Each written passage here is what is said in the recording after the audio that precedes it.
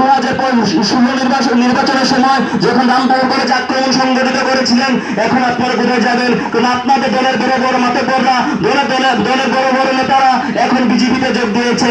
বন্ধু, আপনাদের কাছে জিজ্ঞাসা করতে চাই, আপনারা কি নাথুরাম গডসে হত্যাকারীর, যারা মহাত্মা গান্ধী হত্যা করেছে নাথুরাম গডসে, সে নাথুরাম গডসে একটা দলের সঙ্গে থাকবেন, না একটা বামপন্থী ছাত্র সংগঠনের সঙ্গে থাকবেন? এই প্রশ্নটা আপনাদের কাছে করতে চাই।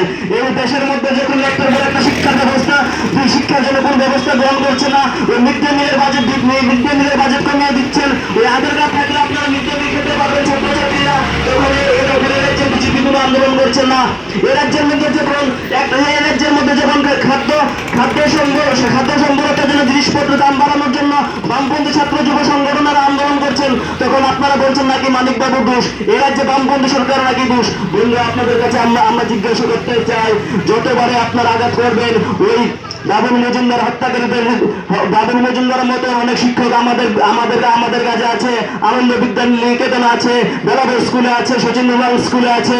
প্রতিবাদ করছে তারা, যতবারে আক্রমণ সংগঠিত করবেন আমরা ছাত্র যুবরা রক্ত দিতে প্রস্তুত।